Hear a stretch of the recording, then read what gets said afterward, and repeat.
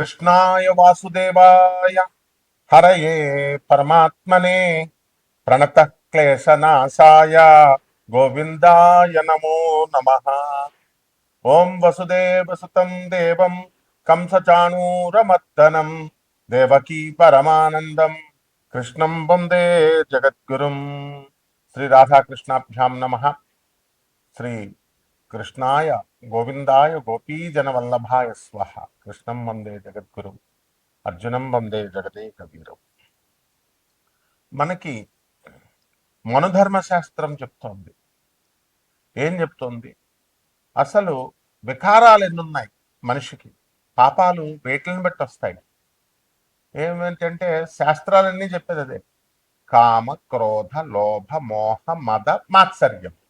ఈ ఆరిట్ల వల్ల మనకి మళ్ళీ ఈ యొక్క కర్మల్లో ఇరుక్కుంటాం. నెక్స్ట్ మళ్ళీ జన్మను పొందుతున్నాం.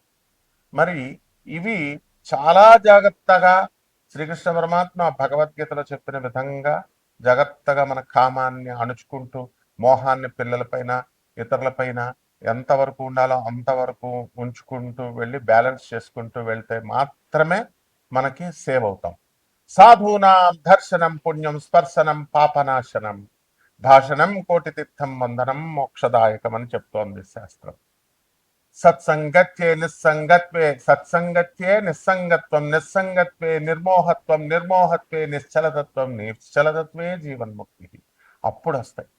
అంటే మనము స్వామి వివేకానందుడు, రమణ మహర్షి, ప్రభాత్ రంజన్ సర్కార్, ఆదిశంకర్లు ఇలా మనము ఇటువంటి సాధువుల యొక్క దర్శన భాగ్యం చేత భాషణం కోటి తీర్థం, వాళ్ళతో మాట్లాడితే కోటి తీర్థాల్లో మనం స్నానం చేసిన ఫలితం వస్తుంది అని చెప్తోంది. వందనం మోక్షదాయకం, నమస్కారాలు చేస్తే మనకి మోక్షానికి హేతు అవుతా ఉన్నాం. ఇప్పుడున్నటువంటి ఆధునిక కాలంలో ఉన్నటువంటి కాషాయ బట్టలు వేసిన సాధువులు కానీ, ఈ యొక్క ప్రవచనాలు చెప్పేవాళ్ళు, జ్యోతిషాలు చెప్పేటటువంటి వాళ్ళు వింత పోకళ్ళు, సొంత పైత్యాలు రుద్ది కాళ్ళకు నమస్కారం పెట్టేటప్పుడు ఇలా ముట్టుకోకుండా అనమాట, అవతల వాళ్ళ కాళ్ళు ముట్టుకోకుండా మనం దూరం నుంచి ఇలా పెట్టేవాళ్ళు భక్తులు తయారయ్యారు. ఇంతకుముందు భక్తులు ఏం చేసేవారండి? డైరెక్ట్గా పెట్టేవారు ముట్టుకొని. ఈ పీఠాధిపతులు ముసుగులో ఉన్నటువంటి వీళ్ళు కూడా అదే దగ్గరికి నేను ఒకటి ముట్టుకోను, నేను ఎవరిని ముట్టుకోను, వీడేదో పెద్ద దేవుళ్ళే. సో ఇవన్నీ ఎవడైతే చేస్తాడో వాడు ప్రగతి పదంలో వెళ్ళలేదు. కాబట్టి డాగ్మా సెంటర్డ్ ఫిలాసఫీని ఇనపపాదంతో తొక్కేయాల మూఢనమ్మకాలని. అలా కాకుండా మూఢనమ్మకాలను పెంచుతారు ఇప్పుడున్నటువంటి సాధువులు కానీ, ప్రవచనకారులు కానీ, ఆధ్యాత్మిక ముసుగులో ఉన్నటువంటి వాళ్ళంతా కూడా. దీన్ని Prabhat Ranjan Sarkar dogma centred philosophy ఉండదు, ఉండకూడదు, ఉన్నట్లయితే స్పిరిచువల్ అభివృద్ధి ఉండదు అని చెప్పి స్వామి వివేకానందుడు వీళ్ళు తొక్కి పడేశారు. మరి అటువంటి ఈ కామ క్రోధం లోభ మోహ మత్సర్యాలకి విరుగుడు మనకి ఏముంది? మన ధర్మశాస్త్రంలో ఏం చెప్తుందంటే 4 టైప్స్ ఆఫ్ పనిష్మెంట్స్ చెప్పబడ్డాయి. ఒకటి వాక్ దండం, దీన్నే అడ్మానిషన్ అంటాం. రెండవది ధిక్ దండం, ఇది సెన్ష్యూర్ అంటాం. ఇకపోతే మూడవది వచ్చేసరికి ధనదండం, పెనాల్టీ, ఫైన్ వేస్తాం, డబ్బులు ఫైన్ లాగా. అలాగే బాధాదండం, ఫిజికల్ పనిష్మెంట్. అంటే మనం చేసినటువంటి తప్పులకన్నిటికి కూడా యమధర్మరాజు మనకి శిక్షలు విధిస్తాడు. ఏ విధంగా ఉంటుంది? గరుడ పురాణం చెప్తోంది. మళ్ళీ దీంట్లో ఏమిటి? అవి 28 రకాలైనటువంటి సివియర్ పనిష్మెంట్స్ ఉంటాయి. వాటిల్లో ఈ యొక్క క్రిమి భోజనము, తర్వాత కుంభీపాకము, తమిశ్రాన్ అనేటటువంటిది డార్క్నెస్ లో, తమోగుణం అంటే చీకటి, ఇగ్నోరెన్స్, అలాగా తమిశ్రాన్, తర్వాత శుచిముఖము, ఇక వైతరిణి నది, తర్వాత కాలసూత్రము, అంధకూపము, ఇలా తమిశ్రం, అంధ అంధతంస్త్రం అనేటటువంటిది ఈ రకాలైనటువంటి ఇవన్నమాట శిక్షలు జీవుడికి. అయితే మనకి అందరూ కూడా చూడండి అబద్ధాలు ఆడుతూ ఉంటారు. ఏమిటంటే వ్యాపారాలు చేసేటప్పుడు మనం ఏం చేస్తున్నామండి? ఇవి ఒక ప్రత్యేకమైనటువంటి గరుడ పురాణంలో అబద్ధాలు ఆడటానికి ప్రత్యేకమైనటువంటి అబద్ధాలు ఆడిన వారికి ప్రత్యేకంగా ఒక నరకం ఉంది. ఆ ఫాల్స్ విట్నెస్ ని తర్వాత సాక్రెడ్ ఓట్స్, పవిత్ర, ఒక తల్లి కొడుక్కి, కొడుకు తల్లికి ఓట్ ఇస్తాడు. మహేష్ బాబు సినిమాలో చూపిస్తాడు. ఏంటది మహర్షి సినిమాలో ఏమని వాళ్ళ అమ్మకి భరత్ అనే నేమ్లో ఏమంటాడు? ఓత్ అంటే ఇచ్చిన మాట నిలబెట్టుకోవాలా. మాట అంటే విశ్వాసం. ఈజీగా మనం అబద్ధాలు ఆడేసి మనం చేసేస్తున్నాం. ఇప్పుడు ఓతులను బ్రేక్ చేస్తున్నాం. అలా కాకుండా అలాగే చీటింగ్, ఒకళ్ళకొకళ్ళకి చీట్ చేసుకొని మోసాలు చేసుకొని వ్యాపారాలు చేసుకుంటున్నారు. ఇది it is a grave sin అన్నమాట. దీనికి చాలా భయంకరమైనటువంటి మహాపాపం ఇది. దీనికి పనిష్మెంట్ స్పెసిఫిక్ గా హెల్స్ ఉన్నాయి, స్పెసిఫిక్ గా నరకాలు ఉన్నాయి. మరి ఇటువంటి పనిష్మెంట్స్ అన్ని కూడా తమిశ్రంలో అనేటటువంటి నరకంలో క్లియర్ గా చెప్పబడింది. అక్కడ మన ఏ నాలుకతో అయితే ఇక్కడ భూలోకంలో అబద్ధాలు చెప్పామో అక్కడ నాలుకని కట్ చేసేస్తారు. మనకు సందేహం రావచ్చు, ఏమంటే అక్కడికి వెళ్ళిన తర్వాత శరీరం ఉండదు కదండి, మళ్ళీ శరీరాన్ని ఇస్తారు నాయన, సూక్ష్మ శరీరం అను లేకపోతే స్థూల శరీరం అను ఒక స్పెసిఫిక్ శరీరాన్ని నీకు అక్కడ ఇచ్చి ఈ పనిష్మెంట్స్ అన్ని ఇక్కడ ఎలాగైతే అనుభవిస్తామో అక్కడ కూడా సేమ్ ఒక చాకు తెగితే ఎలా అంత నొప్పి వస్తుందో అక్కడ సేమ్ టైప్ ఆఫ్ పనిష్మెంట్స్ ఉంటాయన్నమాట. సో ఇవన్నీ కూడా ఈ ఈ పనిష్మెంట్స్ వల్ల టంగ్స్ అన్ని ఇక్కడ కట్ చేస్తారు. తర్వాత ఆఫ్టర్ లైఫ్ మళ్ళీ నెక్స్ట్ జన్మ వచ్చిన తర్వాత వాళ్ళని జీవుని విసిరేసి లాగేసి రిప్ చేసేసి అండ్ వైల్డ్ యానిమల్స్ దగ్గర మంచి క్రూర మృగాలు, పులి, తోడేళ్ళు ఇలాంటి వాటిని అన్ని పీకు తినేలాగా ఫౌండ్ టు డ్రింక్ మోల్చన్ ఐరన్, ఇనుముని కాసేసి బాగా మరిగించి నేను ఇలా బొత్తుకులో పడగానే ఏమవుతుంది, చచ్చిపోతాం మనం, కాలిపోతాయి. అంతటి ఇనుముని కాల్చేసి ఇనుముని నోట్లో పోస్తారన్నమాట. సీసాన్ని కాల్చేసిన సీసాన్ని పూర్వీకులు వేసేవారిని మనం బ్రాహ్మణులు, శూద్రులు వేదాలు చదువుతున్నప్పుడు అంత భయంకరంగా ఈ శిక్షలన్నీ కూడా ఉంటాయన్నమాట. అలాగే key punishments lying and deception, మోసాలకి ఆ తర్వాత అబద్ధాలు ఆడేటప్పుడు మనకి ఈ యొక్క శిక్షలు అనేటటువంటి క్లియర్ గా చెప్పబడి ఉన్నాయి.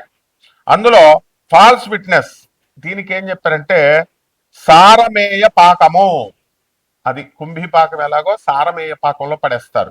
ఇక్కడ ఏంటంటే ఎవరైతే కోర్టులో అబద్ధాలు చెప్తారో, అబద్ధాలు సాక్ష్యాలు డబ్బులు ఇస్తున్నారు కదానా లేకపోతే ఫ్రెండ్స్ కదానో, అలాగే ఆర్ బేర్ ఫాల్స్ విట్నెసెస్, ఇక్కడ చుట్టూ పంచాయతీల్లో కానీ బయట అబద్ధాల మాటలు కానీ ఇవన్నీ వీళ్ళని చేసినటువంటి వాళ్ళని చీల్చి అవతల పారేసి torn apart and eaten by dogs and wild animals, కుక్కల చేత తోడేళ్ల చేత తినిపిస్తాయి. యమధర్మరాజు ఉన్నాడు అక్కడ మనకి, అన్ని తోలు తీసేయడానికి అందులో డౌటే లేదనమాట. నెక్స్ట్ బ్రోకెన్ ఓట్స్, దీన్ని ఏం చేస్తారంటే ఆయపానము అంటాము. అయపానంలో ఏం చేస్తారు, సాక్రెడ్ ప్రామిసెస్, చాలా పవిత్రమైనటువంటి గురువుకి శిష్యుడు ఇస్తాడు, సాక్రెడ్ తండ్రికి కొడుకు ఇస్తాడు, తల్లికి బిడ్డలు ఇస్తారు.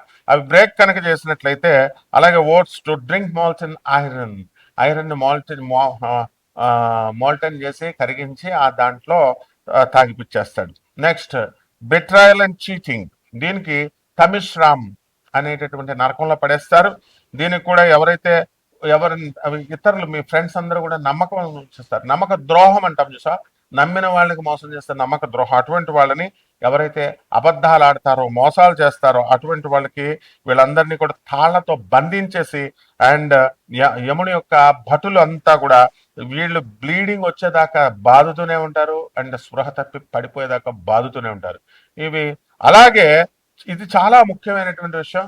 ఇది ప్రత్యేకించి జ్యోతిష పండితులకి, ఆధ్యాత్మికవేత్తలకి, స్వామీజీలకి, పీఠాధిపతులకి, అలాగే దేవుడి పేర్లు చెప్పి ఉండేటటువంటి అందరికీ కూడా ఆ రంగంలో ఉన్నటువంటి వాళ్ళకి, వీళ్ళకి ఏంటంటే ఫాల్స్ స్క్రిప్చర్, వీళ్ళని ఉదంబరంలో పడేస్తాడు. ఉదంబరం అనేటటువంటి నరకం ఉంటుంది. అలాగే ఈ నరకంలో ఏంటంటే మిస్రిప్రజెంటింగ్ సాక్రెడ్ టెక్స్ట్స్, పవిత్ర గ్రంథాలు. ఒక పాస్టర్ నాకు చెప్పాడు, I'm having the right of giving a curse and I'm having the power of giving a curse and withdrawing the curse అన్నాడు. ఎవడరా నీకు ఇచ్చింది అన్నాను. వాడికట శాపాలు పెట్టేసే శక్తి ఉందంట, శాపాలు విత్డ్రేస్ చేసేసే శక్తులు ఉన్నాయంట. ఇప్పుడు కూడా మన పంతులు గారిలో కూడా ఉన్నారు. చూడండి, అబ్జర్వ్ చేయండి, అందరూ భయపెడతారు. ఏంటి, నాకు ఆ శక్తి ఉంది, నేను నిన్ను చేతపడి చేసేస్తా, నేను నీకు పడగొట్టేస్తా అంటే భయం పెట్టి బతకడం అనమాట. ఇటువంటి వాళ్ళందరినీ తీసుకెళ్లి ఎక్కడ తోసేస్తారంటే, ఎక్కువగా చేతబళ్ళు, ఈ మరుగు మందులు ఇచ్చేటటువంటి వాళ్ళు, ఈ క్షుద్రం ఉంది, తంత్రం చేస్తానంటాడు. తంత్రానికి డెఫినేషన్ తెలియదు వాడికి. తంత్రము అనేటటువంటిది ప్రాక్టికాలిటీ అని అర్థం. అంటే వాడేదో ఇంటి దగ్గర ఏదో కపాల మూలికలు ఉన్నాయి, వాడి దగ్గర కపాలను ఏ బొంగు ఉండదు అనమాట.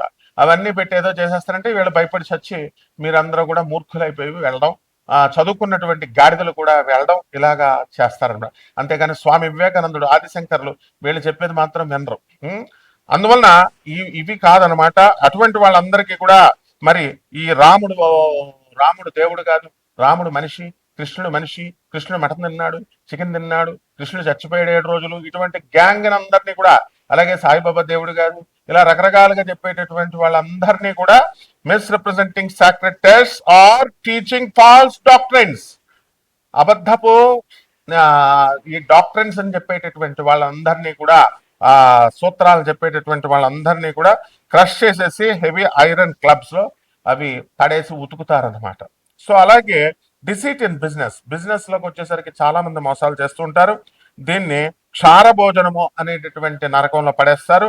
ఇటువంటి వాళ్ళకి అందరికీ కూడా వీళ్ళు చీట్ చేసినందుకు, బిజినెస్ లో అబద్ధాలు ఆడినందుకు, గ్రీడీగా, ఆ దురాశకు అనమాట, రూపాయికి 100 రూపాయలు రావాలని. చూడండి, ఇప్పుడు ఈ మధ్య మంగళికి కోట్ల రూపాయలు ఇచ్చామన్నారు. ఎందుకు ఇచ్చారు? గ్రీడీ. సో ఇలా అబద్ధాలు చెప్పి చేసేటటువంటి వాళ్ళందరికీ కూడా కరోజివ్ అండ్ ఫిల్తీ సబ్స్టెన్సెస్ ని తినిపిస్తారు. అలాగే ఆఫ్టర్ లైఫ్ ఉంటుంది అండ్ రీఇన్కర్నేషన్ ఉంటుంది. ఇటువంటి వాళ్ళకి ఇప్పుడున్నటువంటి గ్రహ సంపుటి వల్ల మనందరికీ కూడా హార్ట్ అటాక్స్ రావడానికి అవకాశాలు ఉంటాయి. మరి దాని గురించి మనకేమవుతాయంటే, ఇప్పుడు ఈ యొక్క బుధుడు మనకి ఈ 2026 సంవత్సరంలో బుధ కుజులు ఇద్దరు కూడా మేషరాశిలోకి, అలాగే శుక్రుడు వచ్చేసరికి మనకి 14 మే తర్వాత మిథున రాశిలోకి, గురుడు ఆల్రెడీ మిథున రాశిలో ఉన్నాడు. అండ్ ఈ యొక్క బుధుడు కూడా మే 29 తర్వాత మిథున రాశిలోకి రావడం జరుగుతుంది. అందువలన ఈ కాంబినేషన్స్, ఈ కేతు సింహరాశిలో ఉండడం, రాహు కుంభరాశిలో ఉండడం, శని రేవతి నక్షత్రం మారుతున్నాడు మీనరాశిలో ఉండడం, ఈ కారణంగా కొంత మన పాపాలన్నీ కూడా ఈ క్యుములేటివ్ గా తీసుకొని ఈ ఆగామ కర్మ, ప్రారంభ కర్మ ఇవన్నీ కన్సిడర్ చేసి హార్ట్ అటాక్స్ రావడానికి కొంతమందికి అవకాశాలు ఉంటాయి. అండ్ ఈ హార్ట్ అటాక్ ని మయోకార్డినల్ ఇన్ఫార్క్షన్ అంటాం. సో ఇది ఎప్పుడవుతుందంటే, బ్లడ్ ఫ్లో తగ్గిపోయినా, ఆక్సిజన్ ని మనం హార్ట్ మజిల్ కి దగ్గరగా అంత స్పీడ్ గా తీసుకెళ్ళలేకపోయినా, అలాగే ఈ యొక్క రెడ్యూస్ అయినా కూడా ఈ ఫ్లో ప్రవాహం అనేటటువంటిది కొన్ని బ్లాక్స్ ఏర్పడతాయి. ఆ బ్లాక్స్ ని బుధుడు సూచిస్తాడు. అదే విధంగా యూజువలీ ఆ బ్లడ్ కాట్ వచ్చి ఒక రప్చర్డ్ ప్లాక్యూ దగ్గర మనకి ఏర్పడుతుంది అనమాట. అది కామన్ సిమ్టమ్స్ ఉంటాయి మనకి. ఇంటెన్స్ చెస్ట్ పెయిన్ అనేటటువంటిది శనిస్తాడు మజిల్స్ దగ్గర, చెస్ట్ పెయిన్, ప్రెషర్ దగ్గర. అండ్ ఈ పెయిన్ అంతా కూడా రేడియేటింగ్ ఆర్మ్స్ దగ్గరికి వచ్చి, భుజాల దగ్గరికి వచ్చి, ఈ జాస్ దగ్గరికి వచ్చి, దంతాల దగ్గరికి, ఈ యొక్క తర్వాత బ్యాక్ దగ్గరికి వచ్చి, అండ్ షార్ట్నెస్ ఆఫ్ బ్రీత్ తగ్గిపోతుంది, బ్రెత్. ఆ తర్వాత కోల్డ్, మనకి స్వెట్స్ వస్తాయి, చల్లబడిపోయి, ఇదంతా కూడా నాసియా, డిజినెస్, బద్ధకంగా ఉండడము, ఇలాంటివన్నీ కూడా ఏర్పడతాయి. దీన్ని కరోనరీ ఆర్టరీ డిసీజెస్, సిఏడి అంటాము. దీనికి ప్రైమరీ కాజ్ ఏంటంటే, ఈ ప్లాక్యూస్ ఏర్పడినటువంటివన్నీ కూడా ఫార్మ్ ఇన్ ద ఆర్టరీస్ లో ఇవి ఏర్పడతాయి అనమాట. సో దీన్ని గురుడు సూచిస్తున్నాడు. గురుడు, శుక్రుడు మిథున రాశిలో ఉన్నప్పుడు ఇలాంటివన్నీ కూడా సూచించడం జరుగుతుంది. అదేవిధంగా బ్లడ్ క్లాట్ అవుతుంది, ఈ ప్లాక్యూ రప్చర్ అవుతుంది, పగిలిపోయి లేదా గీసుకొని ఏమవుతుందంటే, ఈ క్లాట్ అక్కడ ఏర్పడి that can fully or partially block చేసేస్తుంది ఆర్టరీని. సో దీనికి రిస్క్ ఫ్యాక్టర్స్ ఏంటంటే, హై బ్లడ్ ప్రెషర్ ఉన్నటువంటి వాళ్ళు, అలాగే హై కొలెస్ట్రాల్ ఉన్నటువంటి వాళ్ళు, అలాగే స్మోకింగ్ అలవాటు ఉన్నటువంటి వాళ్ళు, షుగర్ డయాబెటీస్ ఉన్నటువంటి వాళ్ళు, ఒబిసిటీ బాగా లావుగా ఉన్నటువంటి వాళ్ళు, ల్యాక్ ఆఫ్ ఫిజికల్ యాక్టివిటీ లేకుండా, సాఫ్ట్వేర్ వాళ్ళందరూ కూడా చాలా మంది కూర్చుని కంప్యూటర్ ముందే కదలకుండా కూర్చునేటటువంటి వాళ్ళు, ఈ స్ట్రెస్ ఉన్నటువంటి వాళ్ళు, వీళ్ళందరికీ కూడా దీని బారిన ఈ యొక్క ప్లానిటరీ కాంబినేషన్స్ వల్ల పడడానికి అవకాశాలు ఉన్నాయి. So family history and again increasing age పెరుగుతుంది, ఇవి కూడా కౌంట్ అవుతాయి, ఇవి కూడా కాంట్రిబ్యూట్ చెందుతాయి. ఇకపోతే లాంగ్ టర్మ్ ఎఫెక్ట్స్ ఏంటంటే, ఇక్కడ శని దీర్ఘకాలికంగా ఇస్తాడు. రేవతి నక్షత్రంలోకి వచ్చాడు, ఏమండి గురుడు 6వ ఇంట్లోకి వచ్చాడు, మాకు లాభాలు వచ్చేస్తాయండి, మేము తీర్చిన అప్పులు తీర్చేస్తామంటే, రండి మీరు నాకు లవర్ వస్తుందా అండి అంటే, మరుగుమంది ఇస్తా రండి అని ఒకడు, మరుగుమంది ఇస్తా అని ఒకడు, డబ్బులు 150 సంవత్సరాలకు వచ్చింది కాంబినేషన్, కోటీశ్వరుడు అయిపోతావు, నేను అలా కోటీశ్వరుడు అయిపోయానని సొల్లు కబుర్లు చెప్పేటటువంటి వాళ్ళు. వీళ్ళు ముఖ్యంగా తెలుసుకోవాల్సింది ఏంటంటే, ఈ లాంగ్ టర్మ్ ఎఫెక్ట్స్ స్లోగా చేస్తాడు. ఈ శని రేవతి నక్షత్రంలో మీన రాశిలో ఉన్నప్పుడు హార్ట్ డ్యామేజ్ అనేటటువంటి దానికి గురవడానికి ఉంటుంది. ఈ హార్ట్ అటాక్ ఏం చేస్తుందంటే, సిగ్నిఫికెంట్ హార్ట్ మజిల్ టిష్యూని ఇది డిస్ట్రాయ్ చేస్తుంది. రెండవది, ఈ యొక్క హార్ట్ ఫెయిల్యూర్ అనేటటువంటిది కూడా జరుగుతుంది. ఇది పంపింగ్ యాక్టివిటీ తక్కువగా అయిపోయినా రెడ్యూస్ చేసిన దీనికి లాంగ్ టర్మ్ మేనేజ్మెంట్ అనేటటువంటిది చాలా అవసరం. ఇది బుధుడు చేస్తాడు. అలాగే క్రానిక్ కండిషన్ మేనేజ్మెంట్ అనేటటువంటిది మనకి గురుగ్రహం చేస్తుంది. ఇది సర్వైవర్స్ ఏం చేస్తారంటే వాళ్ళకి లైఫ్ స్టైల్ చేంజ్ చేసుకుని, డైట్ చేంజ్ చేసుకుని, ఎక్సర్సైజులు చేసుకుంటూ, మందులు తీసుకుంటూ, మెడికేషన్స్ అన్ని తీసుకుంటూ, ఈ బ్లడ్ థిన్నర్స్ లేదా ఆస్పిరిన్లు తీసుకుంటూ ఇవన్నీ కూడా ఇవన్నీ ఫ్యూచర్ ఈవెంట్స్ ని ప్రివెంట్ చేయడానికి ఉంటుంది. ఈ విధంగా ఇప్పుడున్నటువంటి ప్లానటరీ కాంబినేషన్ బట్టి ద్వాదశ రాశుల వారందరికీ ఏ విధంగా ఉంటుందో ఒక్కొక్క రాశి వారిగా ప్రొఫెసర్ డాక్టర్ ముల్లపూడి సత్యనారాయణమూర్తి నేను మీకు తెలియజేస్తాను. మీనరాశి, ఈ మీనరాశి వారికి అందరికీ కూడా మనకి ఏలినాటి జరుగుతోంది. కాబట్టి జన్మంలో ఉన్నటువంటి శని మరి రేవతి నక్షత్రంలో మారాడు మీనరాశిలో. ఈ కారణంగా మనకి మే 17 తేదీ దాటిన తర్వాత 2026 సంవత్సరం తర్వాత అందువలన జన్మంలో ఉన్నటువంటి శని గ్రహం యొక్క ప్రభావం వలన కాస్త పనులు అనేటటువంటి మందకుడిగా వెళ్ళడం జరుగుతుంది. అయితే మనకి ధనస్థానం చాలా బాగుంది కాబట్టి మరి ధనము ఎప్పటి ముప్పటిగా మనం సంపాదించడం అనేటటువంటి జరుగుతుంది. కుజుడు మరి మనకి ఈ యొక్క మే 11, 2026 సంవత్సరం తర్వాత మనకి మేషరాశిలో వచ్చిన తర్వాత నుంచి ధనం ఎప్పటి ముప్పటిగా వస్తుంది. అదేవిధంగా అర్ధాష్టమంలో ఉన్నటువంటి గురువు యొక్క ప్రభావంని తగ్గించడం కోసము మీకు చక్కగా శుక్రుడు మే 14, ఆ తర్వాత బుధుడు మే 29వ తేదీ దాటిన తర్వాత మీనరాశి ప్రవేశం చేస్తున్నారు. అందువలన మే 29 నుంచి మీకు అనేకమైనటువంటి లాభాలు కలగడానికి అవకాశాలు ఉంటాయి. ఒక స్త్రీ వలన మీకు సంపాదన సపోర్ట్ అనేటటువంటిది రావడం జరుగుతుంది. మీ పిల్లల విషయంలో కూడా మీరు చక్కగా సక్సెస్ఫుల్గా ముందుకు వెళ్ళడం అనేటటువంటి జరుగుతాయి. అయితే మీరు చేస్తున్నటువంటి ఉద్యోగానికి ఈ యొక్క ఇన్సెక్యూర్డ్ ఇదేమీ లేదు కాబట్టి అంత సెక్యూర్డ్గానే ఉంది కాబట్టి మీరు భయపడాల్సినటువంటి అవసరం లేదు. అయితే చాలామంది ఉద్యోగాలు చేసుకుంటున్నారు, ఫారిన్ కోసం ట్రై చేస్తూ ఉన్నారు. అటువంటి వాళ్ళకందరికీ కూడా ఇంకా రావడం లేదు అనేటటువంటి నిరాశ, నిస్పృహ అనేటటువంటిది ఉంటుంది. కాబట్టి ఇటువంటి వాళ్ళన్నింటినీ కూడా పటాపంచలు చేసుకుంటూ మీరు ముందుకు వెళ్ళడం అనేటటువంటిది జరుగుతాయి. లేకపోతే రైతుల దగ్గరకు వచ్చేసరికి ఏ స్థితిగతుడైనటువంటి రాహుగ్రహ ప్రభావం వలన రైతులు ఎంత కష్టపడినప్పటికీ కూడా సక్సెస్ఫుల్గా వీళ్ళు అంత సంపాదన అనేటటువంటిది సంపాదించడంత పొలాలని అన్నిటిని కూడా. కాబట్టి ప్రభుత్వ ఉద్యోగాల్లో ఉన్నటువంటి వాళ్ళకందరికీ కూడా ప్రమోషన్స్ కోసం వెయిట్ చేస్తున్నటువంటి వాళ్ళు 2 జూన్ 2026 సంవత్సరం వరకు వెయిట్ చేయాల్సినటువంటి అవసరం ఉంది. ఆ తర్వాత వీళ్ళందరికీ కూడా ఉద్యోగాలు రావడానికి అవకాశాలు ఉన్నాయి. కాబట్టి ఈ రాశి వారందరూ కూడా ఇంకా పికప్ కావాలి అంటే కొన్ని పరిష్కార మార్గాలు చేసుకోవాల్సినటువంటి అవసరం ఉంది. అలాగే ఈ యొక్క రాశి వారికి మనం అనేకమైనటువంటి లాభాలు కలగడం అనేటటువంటివి జరుగుతాయి. అయితే 2 జూన్ 2026 సంవత్సరం తర్వాత వీరందరికీ కూడా మంచి లాభాలు, పిల్లలు, సంతానము, వివాహము ఇలాంటివన్నీ కూడా జరగడానికి అవకాశాలు ఉంటాయి. కాబట్టి వృత్తి, వ్యాపార, ఉద్యోగ విషయాల్లో మీరు ముందుకు వెళ్తారు. ఈ యొక్క శాలరీస్ విషయంలో మీకు బ్యాలెన్స్లు ఏమైనా ఉన్నాయా, ఇన్సెంటివ్స్ ఇలాంటివి రావాల్సినటువంటి బకాయిలు ఏమన్నా ఉంటే అవన్నీ కూడా వచ్చేయడానికి అవకాశం ఉంటాయి. తీర్థయాత్రలు అధికంగా, దూర ప్రయాణాలు అధికంగా చేయాల్సినటువంటి అవసరం ఉంటుంది. ఇక పరిహారాల దగ్గరికి వచ్చేసరికి ఏలినాటి శని జరుగుతుంది కాబట్టి శని జపం చేసుకోండి, శని స్తోత్రాలు చదవండి, శనికి కిలోంపావు నల్లని వస్త్రాలు ఇచ్చి పేద బ్రాహ్మణులకి దానం చేసుకోండి. దశమహావిద్యల్లో ఉండేటువంటి మహాకాళి అమ్మవారి యొక్క హోమాన్ని, ఆమె మంత్ర జపాన్ని, అలాగే పార్వతీదేవి, జగన్మాత అయినటువంటి పార్వతీదేవి యొక్క లోయర్ ఎనర్జీ అయినటువంటి యక్షిణీమాత మంత్రాన్ని జపం చేసుకోండి. దానికి కావాల్సి వచ్చినటువంటి వాళ్ళు నన్ను సంప్రదించవచ్చు. ఈ రకంగా ఈ అమ్మవారిని చేసుకోవడం ద్వారా బ్రహ్మాండంగా మీకు అనేటటువంటివి ఉంటాయి. అలాగే రావి చెట్టు చుట్టూ ప్రదక్షిణాలు చేయండి, రావి చెట్టుకు నీళ్లు పోయండి, అలాగే జమ్మి చెట్టును పెంచండి. వీటిని చేస్తూ గురుచరిత్ర పారాయణ చేయండి, గాణగాపురం వెళ్ళండి, దత్తాత్రేయ స్వామి వారి యొక్క ఆరాధన చేసుకోవడం ద్వారా బ్రహ్మాండంగా ఉంటుంది. శుభమస్తు.